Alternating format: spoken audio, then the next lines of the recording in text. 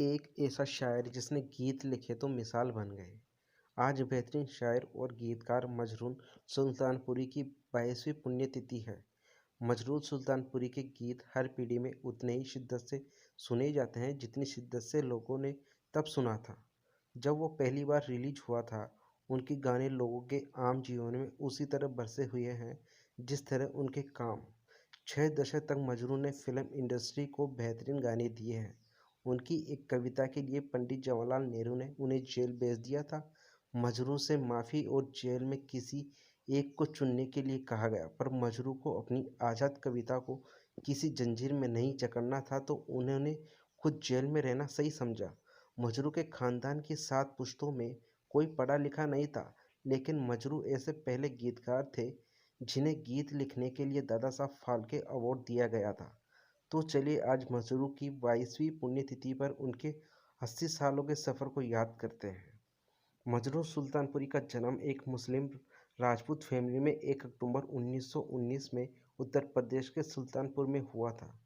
उनके माता पिता ने उनका नाम असरारुल हसन खान रखा था, जो उनके शायर बनने के बाद मजरू सुल्तानपुरी बन गया।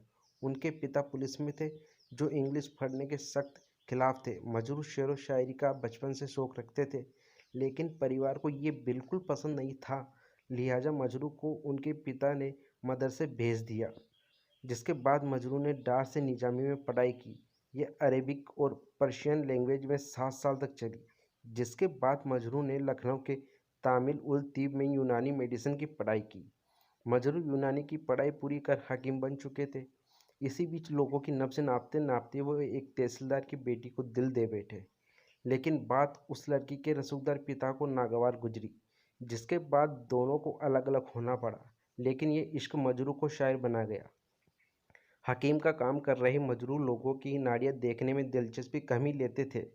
एक दिन मजरू सुल्तानपुरी में हो रहे मुशायरे में पहुँचे, जहाँ मजरू ने अपनी शायरी भी सुनाई, जो लोगों ने उनकी शायरी पर खूब वाहवाही की। बस लोगों की वाहवाही मजरू को भा गई। जिगर मुरादाबादी ने बनाए शागिर्द।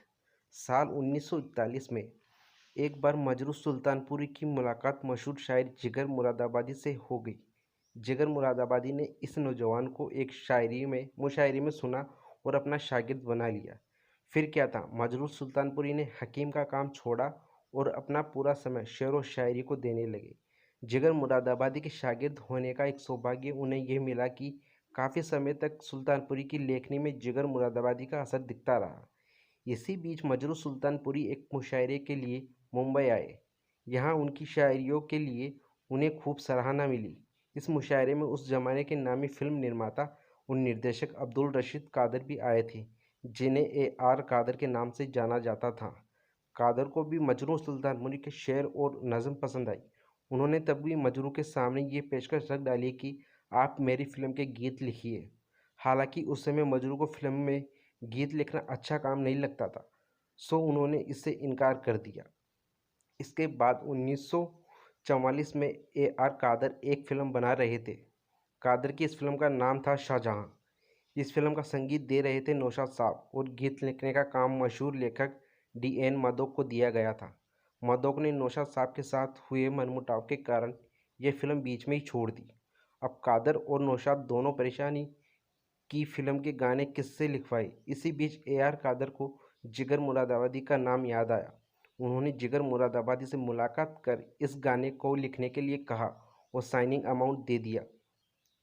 फिल्म में सिचुएशन के हिसाब से गाने लिखे जाते थे और जिगर को सिचुएशन के हिसाब से लिखना नहीं आता था। लिहाजा जिगर ने एक लेटर कादर साहब को भेज दिया और इस लेटर में लिखा कि आपकी धुन और स्थिति से मैं गीत नहीं लिख पाऊँगा। अगर मेरी किताब से आपको कोई गीत पसंद आता है तो उसे आप रख लीजिए। जिगर मुरादाबादी के इनकार के बाद अब फिर से कादर साहब के आगे परेशानी खड़ी थी। वो दूसरे शायर की तलाश में जुटे।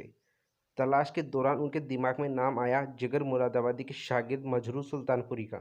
AR कादर ने एक बार फिर से जिगर मुरादाबादी से संपर्क किया और उनसे कहा कि अगर आप मेरी फिल्म में गाने नहीं लिख सकते तो कोई बात नहीं, लेकिन आप मजरू के कहिए कहिए कि मेरी फिल्म में गाने लिख दे।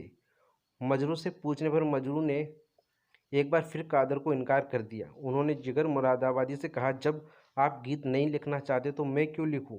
मैंने भी कभी सिचुएशन के हिसाब से गीत नहीं लिखा। तब जिगर मुरादाबादी ने सुल्तानपुरी को समझाया कि ज़िंदगी अच्छे से जीनी है तो दौलत ज़रूरी है। जिगर की यह बात मजरू को समझ में आ गई, जिसके बाद मजरू ने इस फिल्म में गीत लिखने के लिए हामी भर दी और सिचुएशन जानने के बाद एक रात में ही गाना लिख दिया। सुल्तानपुरी के गाने बने केएल सहगल की पहचान। कादर ने सुल्तानपुरी द्वारा लिखा ये गीत पढ़ा और खुशी से उछलने लगे और कहने लगे, बस यही चाहिए था। यह गीत था, कर लीजिए चलकर मेरी जन्नत के नज़ारे, जन्नत ये बनाई है मोहब्बत के सारे। इसी गीत के बाद मजरू की ये फिल्म इंडस्ट्री में जगह बन चुकी थी। इस फिल्म में मजरू के दो गाने बहुत फेमस हुए। एक था गम ए दिल मुस्तकिल कितना नाजुक है दिल, और दूसरा था जब दिल ही टूट गया हम जीकर क्या करेंगे। ये गाने केएल सहगल ने गाए थे, जो उनकी पहचान बन गए। इस फिल्म के बाद फिल्म अंदाज के लिए मजरू के लिखे गाने काफ़ी लोकप्रिय हुए, जिसके बाद उन्होंने कई हिट गाने लिखे। केएल सहगल से लेकर उन्होंने नई पीढ़ी शाहरुख खान, आमिर खान तक के लिए गाने लिखे। आपने फिल्म कभी हाँ कभी ना देखी हो, उसमें एक गाना एक खास के हम सुना होगा। ये गाना मजरू सुल्तानपुरी ने ही लिखा था। नेहरू के खिलाफ कविता लिखी और 2 साल में जेल रहे। मजरू बम्बई यानी आज के मुंबई में मजदूरों की एक हड़ताल में गए हुए थे। इसी में मजरू ने एक कविता पढ़ी कि नेहरू सरकार आग बबूला हो गई। तत्कालीन गवर्नर मोरारजी देसाई ने अभिनेता बलराज साहनी और अन्य लोगों के साथ मजरू सुल्तानपुरी को भी ऑर्थर रोड जेल में डाल दिया, जिसके बाद मजरू को अपनी कविता के लिए माफ़ी मांगने के लिए कहा गया, जिसकी एवज में मजरू को जेल से रिहा करने के लिए कहा गया। मजरू का मन अपनी कविता को कैद में रखकर खुद को रिहा करने का नहीं माना। उनके हिसाब से उनकी कलम से बड़ा कद किसी का नहीं था। मजरू ने माफ़ी मांगने से इनकार कर दिया और उन्हें सन 1949 में उन्हें 2 साल की जेल हो गई। ये मजरू का इनकलाबी अंदाज था। जब मजरू जेल में बंद थे तब उनकी पहली बेटी हुई। परिवार आर्थिक तंगी से गुजर रहा था। इसी दौरान मजरू सुल्तानपुरी ने जेल में रहते हुए फिल्मों में गीत लिखने की हामी भरी और उनसे मिले पैसे परिवार को पहुंचा दिए। मजरू 2 साल बाद 1951 के करीब जेल से बाहर आए, जिसके बाद सन 2000 तक उन्होंने गीत लिखे। गीतकार नौशाद और फिल्म निर्देशक नासिर हुसैन के साथ उनकी जोड़ी कमाल करती रही। उन्होंने 6 दशक तक हिंदी सिनेमा को बेहतरीन गीत दिए। पहले राइटर जिन्होंने मिला दादा साहब फाल्के अवार्ड। मजरू ऐसे पहले गीतकार हैं जिन्होंने 1993 में दादा साहब फाल्के अवार्ड से नवाजा गया। मजरू अपने समय के सबसे पॉपुलर गज़ल राइटर में से एक थे। उन्हें गीत चाहूँगा मैं तुझे सांझ सवेरे के लिए बेस्ट लिरिक्स के लिए फिल्म फेयर अवार्ड से नवाजा गया।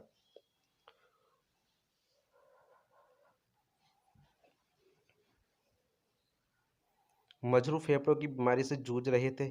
इसी दौरान उन्होंने कई बार निमोनिया भी हो चुका था, जिसके चलते 24 मई सन 2000 को उनकी मौत हो गई। मजरू की याद में सुल्तानपुर में एक बगीचा बनाया गया, जिसका नाम रखा गया मजरू सुल्तानपुरी उद्यान।